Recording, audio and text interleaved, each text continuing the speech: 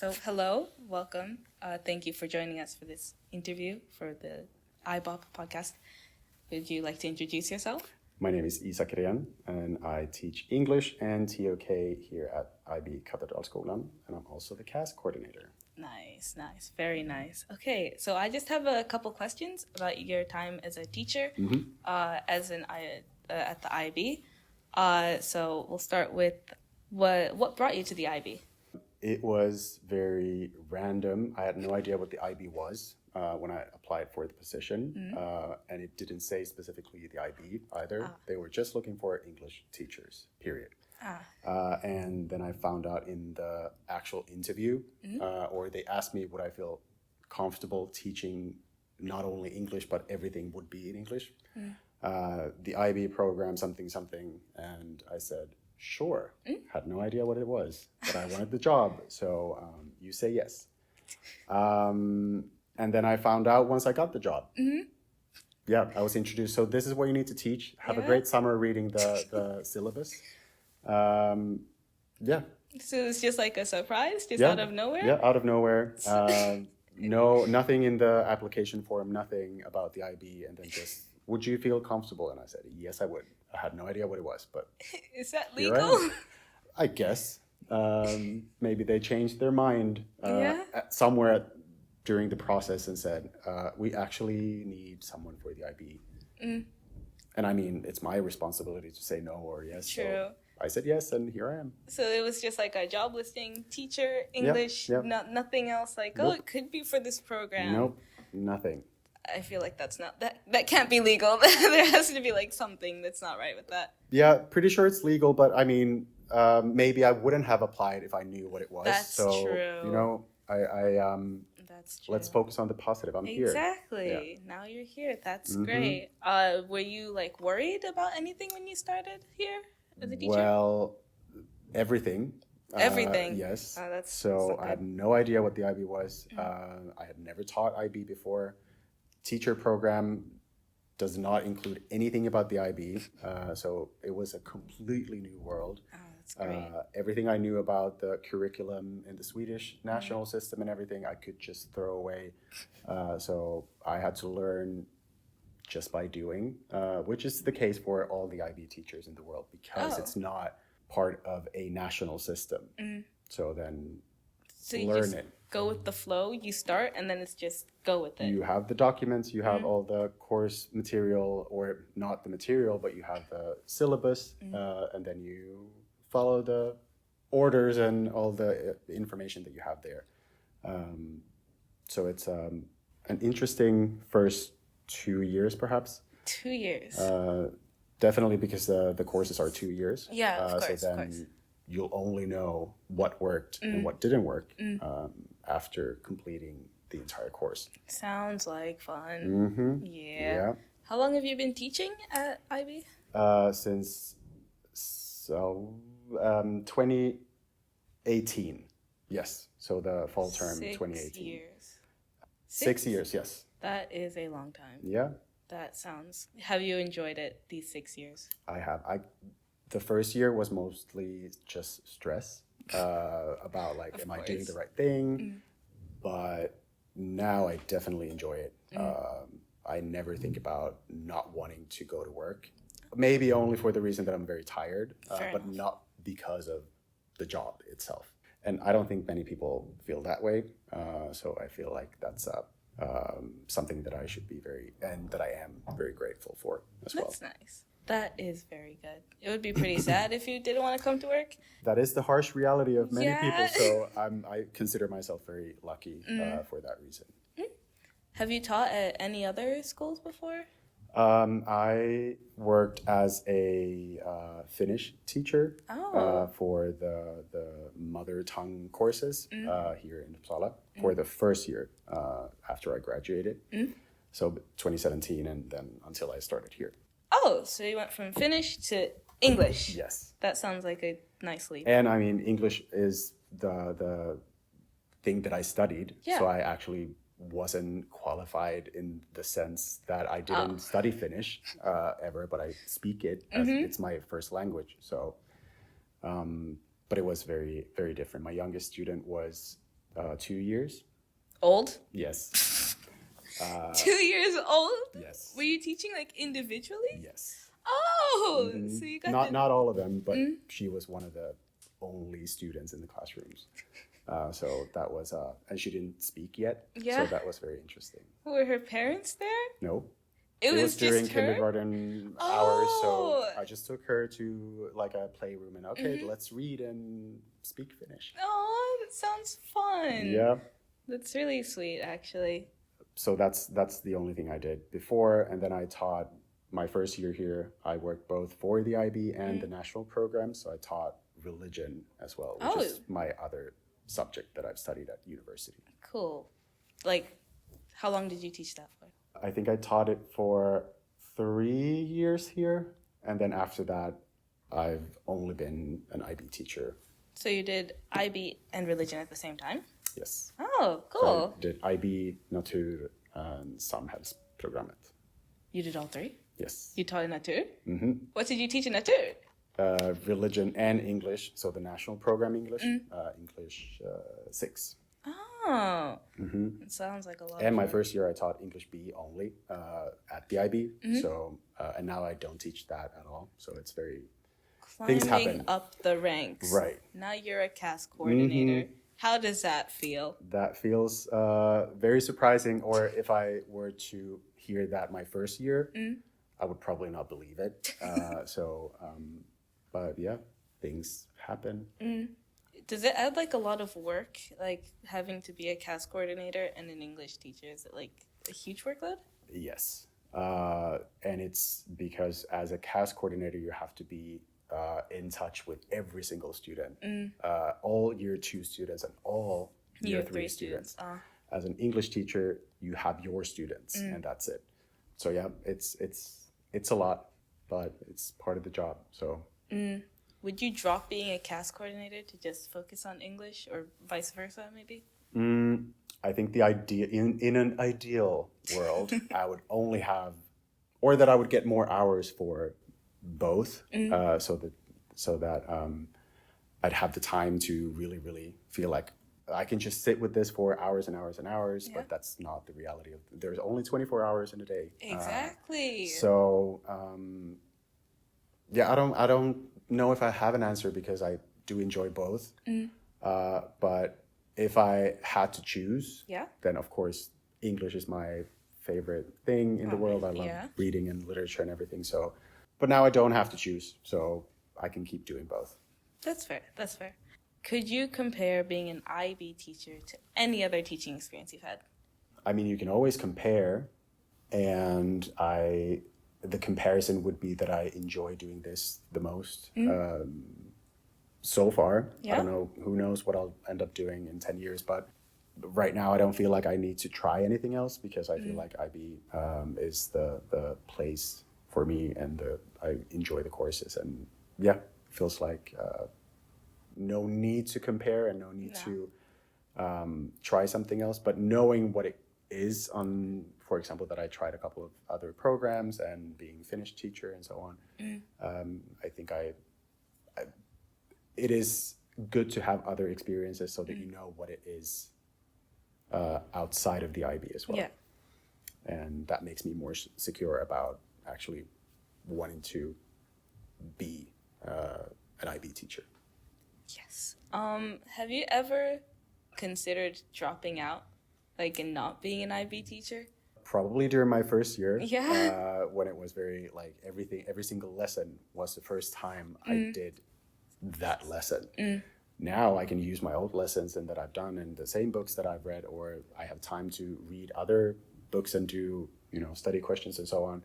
But that first 2 years was mostly about survival. Yeah, of course. Which I think IB students are very familiar with. Definitely. Yeah. It's so fun here. Yes. So I definitely could identify with the students as well. So not that I was thinking about quitting, but it was very, very challenging. Of course. Not having any experience and having to do everything for the first time. But ever since, I finished one course and could do it again, less work, no, I haven't thought about it. That's good. Yeah. Which subject do you think is like the hardest to teach? Like if you, Out of my subjects, yes, probably TOK. I knew it. Yeah, I knew it. Yeah. I think it's the hardest to teach because there is no right and wrong technically, even though that could be argued to be the case with the literature, for example, that there is no right and wrong, but maybe a little bit more towards, yes, there is a right and wrong. And of course, that I have to teach about math as an area of knowledge, which I can barely count. So then... That's concerning. It's concerning, but then again, like, it's not really about the subject that I have to teach you math, but it's about how do we know things in math. Yeah. But I think that TOK is the one that's the most challenging. Yeah, I'd say it's the same for the students, because when we started TOK, we were just like, what are you talking about? Like, what is this? Yep. We were very confused. I'm still confused. Yeah. I am confusion. But it's actually good, and it's sort of the point for you to be confused and like, okay, I don't really get it. What does this mean and what does that mean?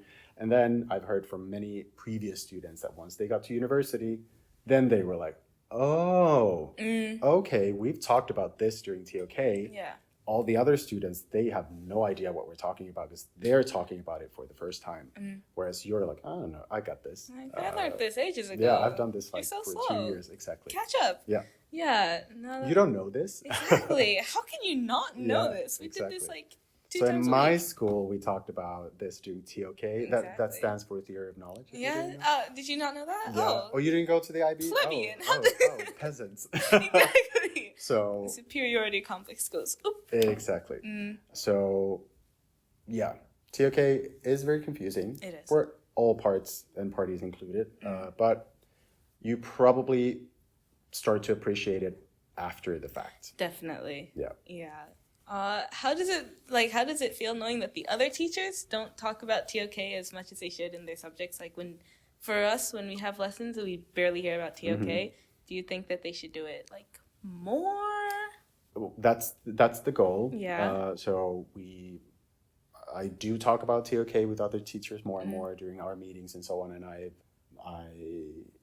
hopeful and I trust the fact that it will be included in all subjects more and more. Yes. And the thing is that most of the teachers, whether they say that this is TOK or not, are actually talking about TOK. Oh. Because you often talk about like, how do we know? And say in English, we talk about, even though I bring it up every now and then, even when I don't, when we talk about, well, how do you know that that's the case? How do you know that that's a good interpretation of this poem? And then you say, well, because if you have some cultural context and you know something about, I don't know, whatever the country might be, then you can make the interpretation, and then we're technically doing TOK. Of course. So the only thing missing there is that, oh, by the way, this is TOK, so that everyone knows. So I bet that during every lesson you're doing TOK in one way or another without knowing that you're doing it. Subliminal messaging. Yes, exactly. Yes. The new syllabus, because they've made a new syllabus for the IB, correct? Has it affected your subjects like at all? So for English and TOK, I haven't seen them yet. Oh. So because they don't change all of them at the same time. So that's inconvenient. Yeah, I guess it would be a hassle if all the subjects were to be renewed at the same time, because then you would have to like get new course literature for all of the subjects, and that's very expensive. And you would have to send teachers to these workshops and everything, and that's very expensive. So the system would fall if you had to do that true. For every single subject. So that's why I think it's good. I think TOK and English A were both introduced the new syllabus in 2018. Yeah. Or 2019, I can't remember. So it's within a couple of years, both of those will change. Oh. So I don't know what the changes are yet, but both excited and terrified. I can imagine. Because that means that, okay, this thing that I've been doing for the past 5 years, because it's every 5 years, means that I can't do it anymore because it's not in accordance of the new syllabus. Yeah, of course. But usually they're not like, okay, now you have to completely scrap everything that you've done. You just have to find another angle. So yeah, we'll see if they change the exams in any way, because I think that they should. Yeah, we'll see. Do you have thoughts on the exams? I do. Yeah? Do you want to share the thoughts with the class? Well, let's just say that I wish that some of the papers, for example, paper 2 for English A, I think it's unfair that, or not unfair, but I think it would be easier for everyone if you were allowed to have the books in the exam. But then again, I don't make the syllabus. Who am I to say? I'm just the teacher. But I don't see the harm in having an open book exam. However, that would mean most likely that the exam should be much longer. Yeah, it would take it's like an 1 hour? hour and 45 minutes now. Yeah, So it would probably have to be 3 hours if you had like an open book exam. Because then you'd have to flip and And look. you would and have stuff. to refer to specific pages and so on. Yeah. So I guess there's sides to both options, but yeah, I think that would probably be one of the things that I would like to see tried differently. Yeah. But yeah, I think that people have worked hard on trying to figure out how can we test these things in the best way possible. And it's easy to criticize things when you're not part of the team who makes these exams. And I don't know what their thought process was. So they probably have a very good explanation. Well, it would take much longer if we didn't do it this way. So you have to draw the line somewhere. Of course. You can't have everything you want. You can't in have life. everything. Sometimes you just gotta Suck it up, buttercup. Exactly. Yeah. Pull through. Yeah. Do you have any comments on like students, past, present? Any comments on at all? Comments regarding Just them in general. Like, have you ever had a class that you've been like, this class is kind of bad? Like, pick a past class. Actually, I don't want it to be mine. No, I don't think so. I mean, no class is identical with the other. Of course. So maybe this class, whatever year I'm thinking of, they maybe were more talkative, whereas the other class that I had maybe the year before were very quiet. And then that might affect my like teaching methods or whatever, that maybe I feel sometimes that, here I can throw whatever at them and they'll do it. Whereas this class, the dynamics between the people in the classroom maybe they're very different. So then I can't do that with a specific class. So I guess it's more about what works and what doesn't with different classes. But I've never had a class where nothing worked. So changing your teaching methods usually works. Yeah. And of course, I mean, there's always conflicts. We're talking about that with TOK. Human science is how we as people work. So I think that's inevitable and part of just the social aspect of school as well. But I don't have like a sour taste in my mouth thinking about any class that I've had. No. Opinions on your colleagues. On my colleagues? Now rate them on a scale of 1 to 10. Each colleague? No, just as a general, as a whole. I really like the IB team. And there's a lot of, and you should know as a student that we have a lot of different personalities. So you probably know more. I mean, I don't see them as, when they're teaching. Only a selected few that I maybe collaborated with at some point. And of course, I'm mostly connected to the English team, which is something that I really, really enjoy. So I like the fact that we brainstorm ideas between the three of us. share material and like, well, if I do this, then you can do that, and I'll create study questions for this, and then you can. So yeah, I really appreciate that and like that. And sometimes when you don't really know how to go about something, or you don't understand something, and then you ask your colleague, they might be, oh, but this is how I see it, and then you're like, oh, okay. So it would be very boring being the only teacher teaching something, and I don't think I would like that. No.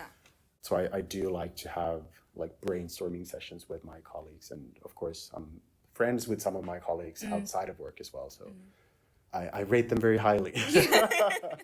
It sounds like it. Yeah. Do you interact with the national programs teachers very often? Very little in like only socially, like in the dining hall or something like that, but not a lot when it comes to teaching, which is maybe a shame, because I'm sure that I could learn something from them and they could learn something from the IB way of doing things. Midterms. Right? But not a lot, no. Does that make you sad? Yes and no. I mean, it would be very interesting to, for example, visit other teachers' lessons that are not IB teachers, to see how things are done, and or how they, I don't know, work with literature, because the courses are so different. But at the same time, that would be very time consuming. So I guess yes and no, because I also like the IB, and I want to talk to people who know how the IB works and so on. So yeah. And a lot of teachers do like one course at the IB and then the rest at the national program. So I do get to talk to some of the teachers who mostly work at the national programs every now and then during our meetings or something like that. Funsies. Yeah. Okay, this one is not IB related at all. This is kind of just like a little joke that I have. So a few of my friends and I, we have a little conspiracy theory that Bjorn is secretly your father. That Bjorn is my father? How do you know that that's, where does this, what are the pieces of evidence? You see, you kind of look similar. Okay. Yes, and also sometimes when he comes into our English lessons and you're teaching, you kind of act very like, I can't explain it. It's kind of like he's come in and like you know how children act when their dads come in and they're doing something and they get more proper and exactly behave. yeah. Sure. So there is just this little theory that he's secretly your father. Would you like to confirm or deny that theory? I plead the fifth. No, not to my knowledge. It would be very big of a surprise for me. The what you said about the change in my behavior when he comes to visit our classes is also something that we just talked about during TOK today. Of course. The observer effect. Yeah. So when someone like an authority figure comes in and observes you, then of course you try to be on your best behavior, just like with parents and children, but also boss employee. So that would be my explanation when it comes to that. So I'm trying to be on my best behavior. But no, I would have to say that is not true. But what do I know? Yeah. Maybe you're adopted. Yeah, maybe that's why your sister tried to kill you. Maybe they just never told me that. Just never told you. Yeah. That would be an interesting turn of events. Of course. Finding out that, oh, my boss is also my father. But I find it highly unlikely. You never know. You never know. So, yeah, you leave comments in the comment section. Do you think that Bjorn is Isaac's father? Exactly. Vote in the poll, yes or no. Exactly. I will put them both as yes. There will be no. Yes or yes. Yes or yes. Yes. Yeah. Well, thank you very much for letting me interview you for the podcast. I really appreciate it. Thank you for having me. Yes, thank you. Okay. Goodbye. Welcome to the IBO-P podcast. Would you like to introduce yourself? Okay, my name is Dr. Sarah Holland. I am the chemistry teacher on the IB at Cathedral School and in Uppsala. Yes. These days. These days. So would you like to tell us, like, what brought you to the IB? Oh, that's a good question. Gosh. Yeah. What has brought me to the IB? Well, in 1995. Okay. Yeah. No, I met a Swedish man in England, and we got married. Aww. And I came to Sweden in 1995. And before I moved, I was looking for a job. And funnily enough, Björn Svartling had just finished teaching chemistry IB in Sigtuna. He gave up chemistry to just do maths. Yeah. So they were looking for a 75% chemistry teacher on the IB, and I applied to that job, and I got that job.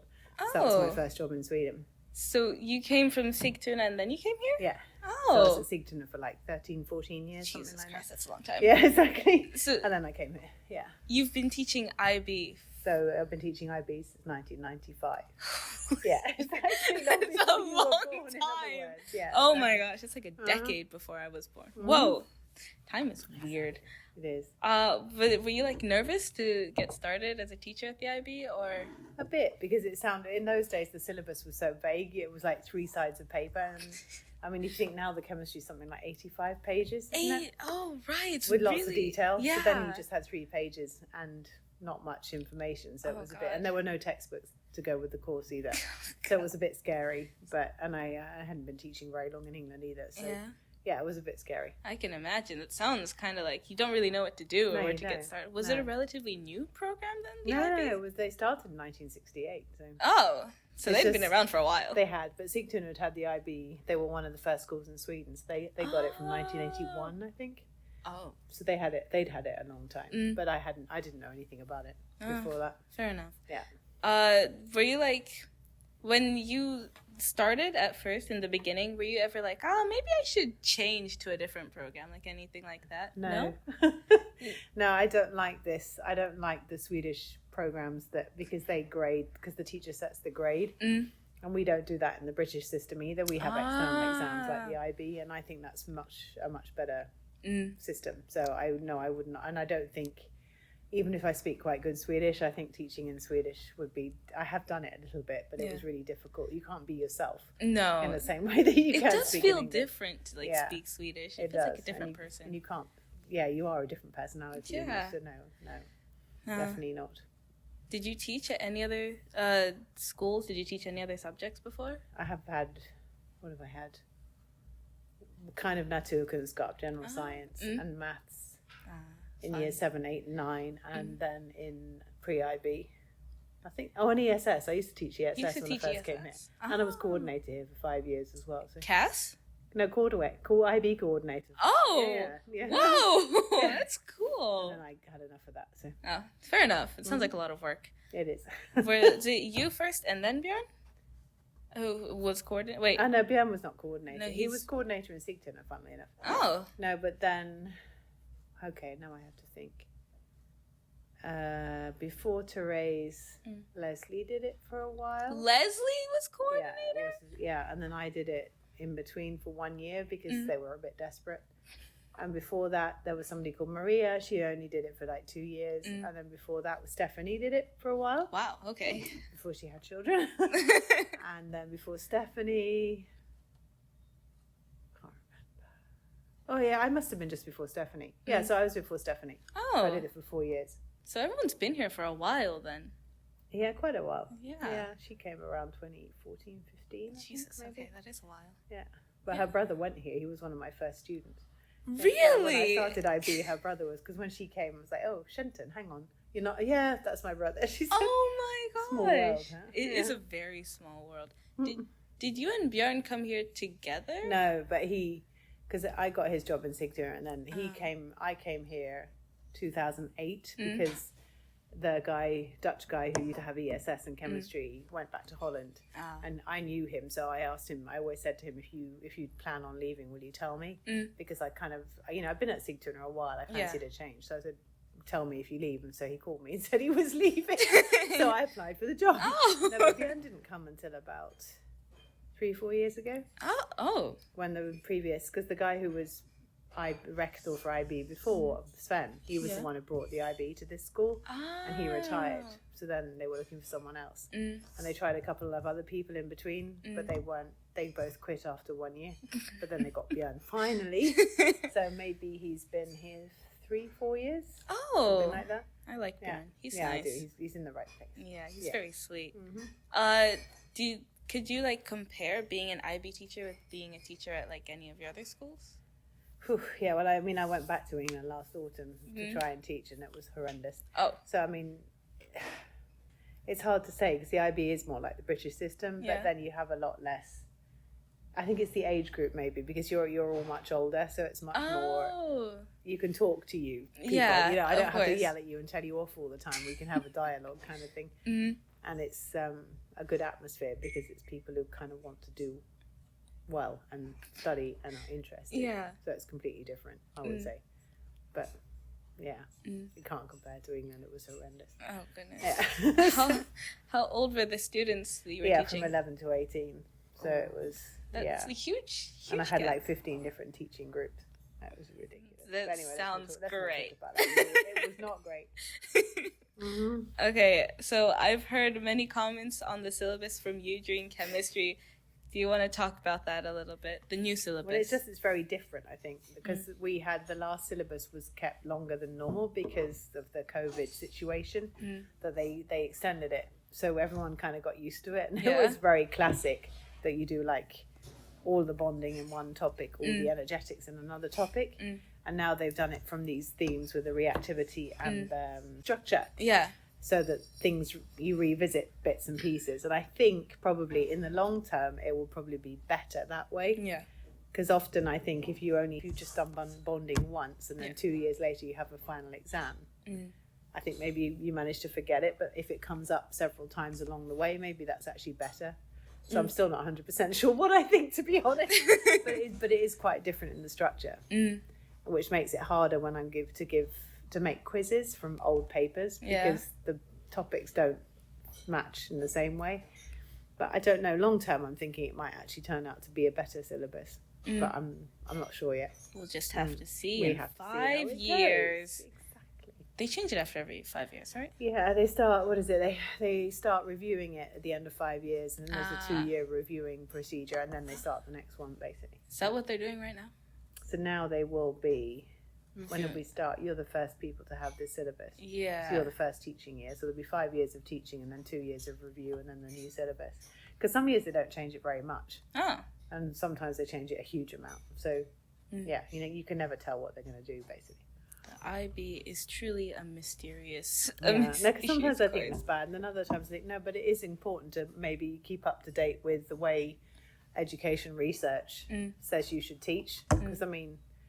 every now and again they realise maybe it is actually much better to do something a different way. Yeah. Because you shouldn't just keep things the same just because. No. Because that's boring. And actually that would be boring for me too. It would. To be honest. If it was exactly the same all the time, it's really boring. To be teaching the same thing over and over in the same way. Exactly. Yeah. That would be really boring. Maybe sometimes change could be good. You know? Maybe. Definitely. Maybe we can't be complaining all the time. And the fact that they do the changes. I mean, we are allowed to comment on what we think and all that kind of stuff. But I kind of appreciate that somebody says, right, this is what we have discussed with a lot of people and we've decided this, follow it and see what you think. That's much easier than having, because in the Swedish system, the criteria are very vague. Yeah. So every teacher can interpret them differently and teach different things, which I don't think is a very good standard. No. To be honest, but yeah. That's all right. No, but as I said, I'm still not sure about the new syllabus, but I think it will be. I think it might turn out to be good. Yeah, I hope. Otherwise, I will not be passing this year. No, but it's. I mean, it's always the first year is always a bit tricky because people don't know what to expect in the exams, especially. Yeah. The new structure and everything. I'm not looking forward to midterms. No. Gosh, that's soon again, isn't it? It's in like 6 weeks. Yeah, I haven't even thought about the questions. Okay, well, see how we get there when we get there. You'll manage. Don't worry. That's one of the reasons I don't do many quizzes right now because it's really. It would take me so long to put together a quiz because the structure is so different. So Sorry. Then you have to just like grab things Yeah, and then you have to grab it from yeah. all over the place. Yeah. Yeah, that makes sense. Mm-hmm. Do you have any like comments on the students you've had, past, present? What, comparing? Yeah, if you want. It varies. I think when I first came here, it was a lot more like it is now. So there was a lot of people who are mixture of like half Swedish, half something else, or completely foreign. And I like that because it's a bigger spread of types of people. And in between, and now it's like that again. Yeah. But in the middle between, sort of 10 years ago, it was much more Swedish. And that was kind of weird. No, because you kind of think, why am I teaching in English to kids who speak Swedish in a Swedish school? Yeah. And you're like, I don't get this. Like, should have just taken the Swedish program. Yeah, exactly. And that just felt really strange.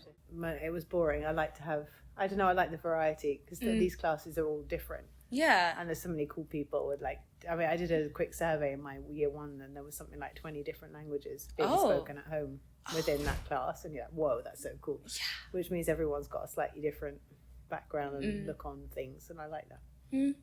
I do. I really like international kind of. It really is. Because your fun. classes too. Yeah. They're from all over the place. I think we have like 2 fully Swedish people. Or maybe they are a minority. We They're can just definitely say a that. minority, but it used to be, as in between there, it was completely Swedish and it just felt really odd.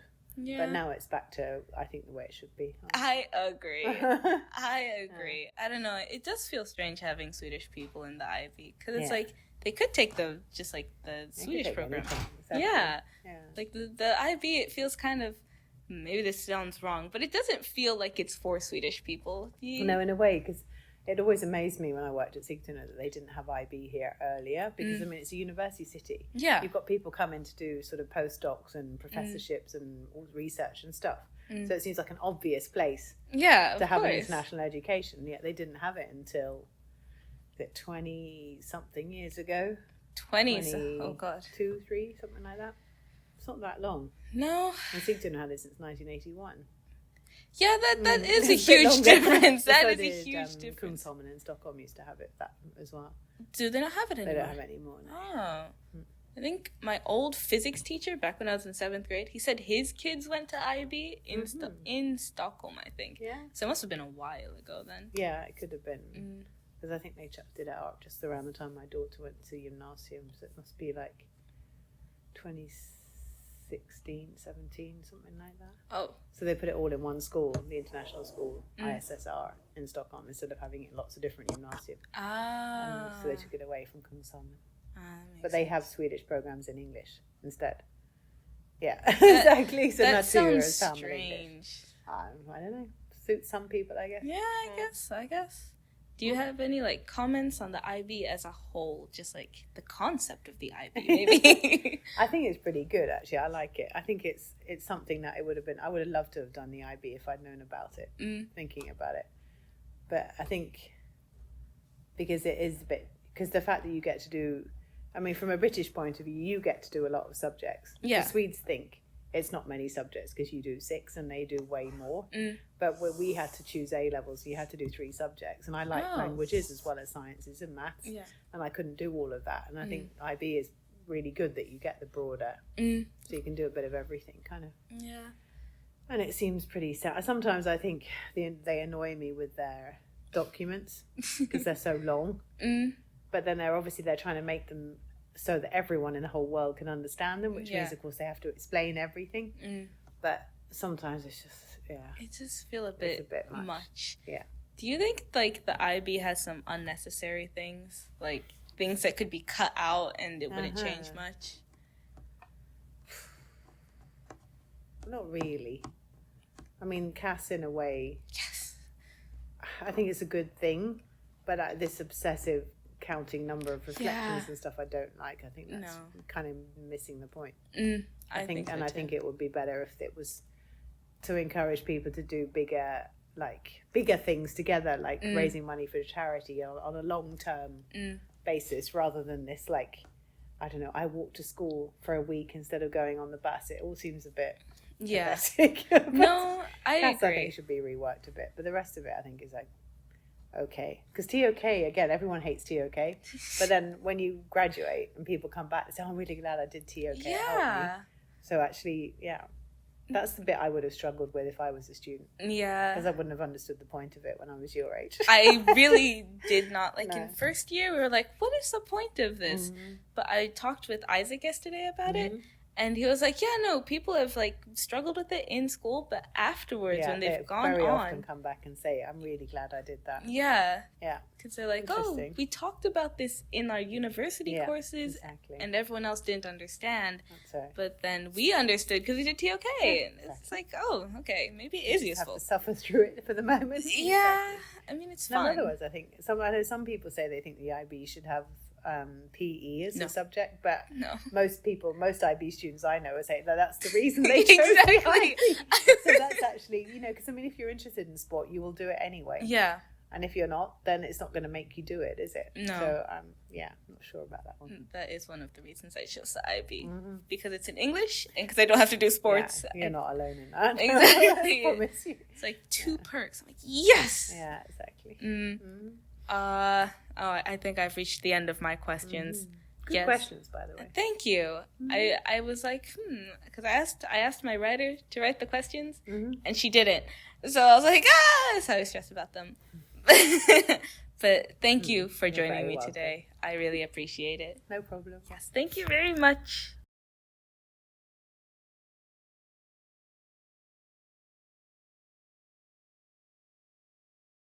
So, welcome to the IBO-P podcast. Okay. Would you like to introduce yourself and your teaching position? So my name is Maurits Blomqvist, and I teach math and physics at IB, and also programming on the national program. Nice. What brought you here to the IB? It was kind of a random thing. I applied for work as SSHL in Sigtuna, and they simply had a position free in IB, and I knew English quite well, so I just started to work there, and then I continued. When I came here, it was another teacher that left here and not IB program, so I continued to work the IB program here. Oh, did you work with Sarah? Yeah. Oh, you did? Yeah. Were you there, because she was there from 1995. Yes, so we had a kind of a year overlapping or something like that. Oh, that's pretty cool. So you followed each other. Yeah. Oh, that's nice. Were you nervous to, get started at the IB? No. No? Not that. Fully confident? Yeah.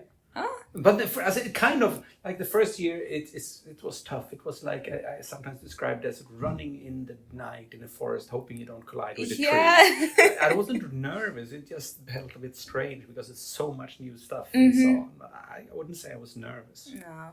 Did you ever think maybe the IB isn't for me? Maybe I should leave? No, I really like to be a teacher. Yeah. I think one of the reasons is that you get kind of a different relation with the students, because at the national program you are the one who marks and so on, so it's more like the students are a bit afraid to open, I would say, because they think that a teacher will think I'm stupid if I ask this and so on. So on. But on the IB you're more like a coach. We have a common goal. Yeah. So the students, I think of the teacher in a different way than they do at the national program. Yeah. No, I like the teachers here. They're very friendly. I love all of them. How long have you been teaching at this IB? Oh, here at this school, what is it now? 12 years, I think. 12? Huh? Wow, 11 or something. That is a while. Oh, that's nearly my entire lifetime. Oh, goodness. Okay. Have you taught, at any other schools? Any other subjects? No, I've taught as a it's called Data Grunds. That's a programming course also, and then also programming course. So the schools I worked with, the first school I worked with was Leksands Gymnasium. Oh. And there I had math, basically the same thing, math, physics, and programming. Yeah. And then I worked as a HL, and then I only had math and physics. And now here, so that's the third school I work at. Do you, besides math, physics, and programming, would you like to try any other subjects? TOK, I think I could be a good teacher. Really? Yeah, because I'm interested in philosophy. Oh. That's really one of my big interests. And basically, I really enjoy all the natural sciences. I would say bio could possibly have been a thing, because I think the whole thing with evolution and so on is so fascinating area. So I know quite much of it, and I'm interested. But I'm generally, as you might have noticed, interested in a lot of things. Yes. Yeah. So if there was ever an opening for a TOK teacher, would you take it? I think no, of the simple reason I don't want to miss out on the things I have. I really enjoy having physics, I really enjoy having the math, and I really enjoy having programming, and then I probably lose some of those. Yeah, and that's I true. think possibly not. And I'm only one person, so it That's doesn't fair. work. But I really would enjoy TOK. Yeah? You should come and join us during one of our lessons. Okay, we have Isaac. I'm sure he'd let you stay. He'd have fun. Do you have any comments on the new syllabus, because IB's changed it? When it comes to physics, I actually think it's rather good, because you incorporate stuff from the old syllabi, and it was a bit harder previously to choose what option should you take and so on. But I think now, since it's all included in one, you don't need to have that choice. And I think I know that the changes in bio and chemistry are much bigger, and I think they're not so happy. But in physics, I think it's fairly okay. Yeah, that's good. That's good. Do you have any comments on your students, the ones you've had in the past and the ones you have now? Have they been good? Are there any students that you've thought, I don't really like these guys? You know, it's very, very seldom I don't like any students. Extremely seldom. I enjoy talking and meeting people and so on. That's one reason I'm a teacher. It's very seldom that I feel like, no, this is not fun with that student and so on. It could be groups that sometimes are a little bit like, why couldn't they work harder or something? But in general, I think, no, I think I enjoy.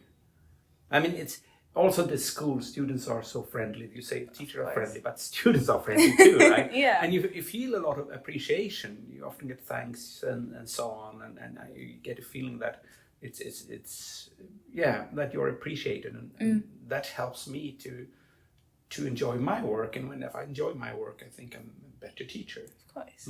Yeah. If there was one subject, because you have math, physics, and programming. If you could only pick one of those subjects to teach forever, you can never change, forever, which one would it be? Math. Math? Really? Yeah, because math is my main hobby. I can almost say I do the other things because I love math. But I do a lot of math on my spare time and so on. Just for fun? Just for fun. You just sit down and you bring out a book and not the book. I just take a piece of paper and start to do a lot of math. So do you just come up with your own? My own problems and some of them are totally crazy. Yeah. And like my wife says, that couldn't you relax for and do something else? This is the way to relax. This is kind of a way to get away. Your brain is so concentrated on this, so you can't think about anything else. No, if you have headache or nothing, everything just disappears. And I would say the same thing during lessons. I think this is so fascinating. I could be stressed and tired and so on, and then you get into the classroom, and usually all of that is just gone. Oh. It's like you get into some kind of flow, and you're just there. And that feeling is very, very nice. I understand that. Has your wife ever been has she ever been but why math of all things? Why would you use that to relax? No? Never? Nah. I mean, people have different interests. So. That's true. That's okay. Yeah. I just think math is very interesting. No offense. No, it's not a common hobby. But no. Yeah, and you do programming too. Yeah. Have you made many programs? Yeah. Right now, the last thing I did here, I wrote a program that they will use in bio. Really? I did a simulation of evolution. Oh. That the bio teachers, I I've given them the program, but now they will I will teach them how to use it, and then they will use it in their education. And for my part, programming is a way to figure out how stuff works. I mean, if you have to teach someone, if you ever done that, you realize that is the best way to teach yourself. Yeah. because you need to understand what you're doing. And the computer is, in a sense, the most stupid student you can have. If you can succeed to get the computer to do what you try to solve, then you must be able, like you now in your extended lesson, when you have been, if you, at the time you get your computer to actually do these orbits and so on, you will know a heck of a lot more about orbital motion, and you will understand the whole physics behind it in such a much more depth than you ever could learn in any other way. No. So to make the bloody stupid computer do what you think it should do, and you succeed in the end, then you know so much more also. So for my part, I mean, simulating nervous systems, simulating evolution, simulating planetary systems, simulating whatever, has taught me so much about the subjects. And then I think programming is fun also, so just in the say in itself. But I mostly use it to simulate stuff, to figure out how stuff works. Besides like simulations, have you ever made like games or anything? Very little. Oh. I'm not so into that. Very small, simple games, but not a big thing. I've done quite much programs that has to do with education for example, Texas Instruments. So I get paid from them to do that. And I've done other programs. I mean, I have a firm beside the schoolwork where I do some extra stuff, and that's very various what I do there. Web development, programming of different types, and so on. So, but mostly it's connected in some way to math and physics. Of course, of course. Even that's the thing I do outside this and get paid for is has got to do. I mean, they hire me because they know I know a lot of math and physics. Yeah. So then I can do programming stuff that has to do with math and physics. Do you have like a favorite thing that you've ever programmed? Like your best work, maybe? Oh, that's hard to say. Yeah, this was, I think, one of the coolest thing I've done when it comes to really learn something. This was in the 80s, 87, I think. And I had, me and my friend, we made the program for the company we worked at that time. And I had to make a database, and we couldn't afford to buy a pre-made product to have a database. So I made the whole database program myself. And the program at that time, what did it pay us? 50,000 crowns in 87. That would be 100,000 today about. Wow.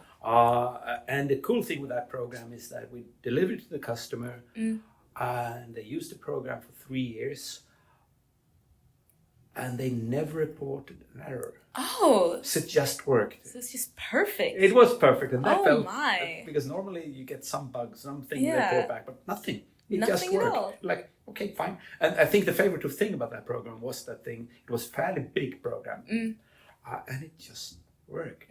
That was cool. That is pretty cool, actually. That's a huge achievement. Yeah. Yeah.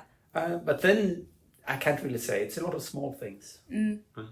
Nah, but Have you done any programming except for the thing you do now? Anything at all? No, I tried. We were supposed to learn programming in like 9th grade, and I like programming. I think it's interesting, but I've never really like gotten too into it to the point where I can like do it on my own. But I'm thinking of learning. Yeah, you it. have to learn a bit now. I'm going to learn, but I think also just like to get into it a bit more and learn a bit more, because I do think it's pretty cool. I do want to know more about it. Yeah. Yes. Okay. Final question now. Comments on the IB? I think, because say the positive versus negative on the whole IB thing. I think the positive thing is that, as I said before, we have it's a better relation between teacher and students, because I'm not the one that grade you. Yeah. So you can be more open, and I can be more open, and also can be more harsh and say, this is not very good. They won't understand it. And the student will say, okay. Yeah. But in a natural program, if I, for example, complain about, I can't read this and so on, they will say, But on the IB students will say, yeah, okay, good that you told me. Yeah. Because then I know for the exams, because in exams you can't talk to the examiner, right? No. And I think also actually this idea of having exams in the end is both good and bad. The good thing is that you are not allowed to forget. Yeah. Which is, I guess that if you take a student, say half a year after they end the school, if you compare a students at national program and a student at IB, the IB students know more, of the simple reason that you have had to remember everything for 3 years, so you will have more that stays. And I like that also. And I like this, that it's a few subjects you can get a bit deeper in every one of them. What is bad is that there are few subjects. Yeah. So maybe, for example, if you apply for doctor or something, you must have physics and bio and chemistry. We can't have all three. No. And also, I will say the final exams are a bit, quite much too short time. Yeah. So it's a very compressed, and I don't like that. I would like to double the time for the exams. I agree. Else, I think IB, and I also think it's nice this with all these people from different places in the world and all this mixture. And if you compare this, the IB students, you sit over there in that corner and you actually talk to each other. You play games and you study and so on. And then you look at like some students at Natur and they sit some corner each with a phone in the hand. Yeah. You kind of mix, and also between, it doesn't matter if you're 1, year 2, year 3. No. You kind of, like the IB become one big class. Yeah. Compared to Natur, there we have A class, B class, C class. They are more split up. But like the whole IB is kind of just a mixed group. And I like that really much. I do too. I like it because like then no one can really be on the outside because you're going to be pulled in by some group eventually. They'll be like, we're adopting you. You're ours now. So it is really nice. It's like a big family dynamic. Yeah, I agree. So that's why also I want to continue to be a teacher at the IB because I like it. I think it's fun and challenging as a teacher also. Of course. And also I actually find this speaking English and so on, it's nice to switch between languages and so on because I knew English quite well and still my English is not perfect, but I think quite much in English because of this that I teach people, and of course then every time I plan a lesson and so on I automatically switch to English when it comes to IB. But what more to say? I also think that the grading thing there is nice, that since you are compared to people from all over the world, your grade will mean something. Yeah. If you get a 7 in IB, you know you're one of the best. Not in Sweden, not in this school, but in the world. Exactly. Yeah. And that's really cool, right? So every very high grade you can get, you can think that, okay, I'm really good. Yeah. And you are really good. But if you get an A at national program, it doesn't tell you equally much. No, I see what you mean. Yeah. I came up with 2 questions. So very quickly, you mentioned the times for the finals. Is it, because I know like people say when you do the IB, it also helps you prepare for like university and such. Is it times like when we take our finals, are the times similar to like? No, the university, if you get much more time on university. I mean, if you take math, for example, very commonly at universities that you have like a 5-hour exam with 5 questions. But the questions are big. Yeah. But that is very common. And you seldom get run out of time. But IB, people do run out of time. No, yeah. But on the other hand, the IB students are very fast compared to not to 11. You have to learn to be fast. Yeah, you can't sit and just be on one question. No. Like today we had a math quiz and there were 5 questions. I only managed to do 2 of them because we only had like half an hour. It was a very simple. Okay, it was not simple. It was not a simple quiz, but like we had to be very quick. But I kind of got stuck, and so I ended up having to rush through the last 3. I was like But yeah, no, you have to learn to like pace yourself, and if you can't do something, just move on. So I agree. We should get more time. Also, by the way, what I like there is that you get very prepared for writing stuff. Yes. So I've met students from my old students that now are at university that said that, the Swedish students, they get panic, they should write big lab reports and stuff like that. And we are been there. Yeah, yeah. Like, that's just another Tuesday for us. Yeah. So that's cool. No, I think it prepares students for university in a very good way. Right. Okay. Last question. For real this time, I promise. Do you think that there are things in the IB that could be like cut out or like minimized to a certain extent?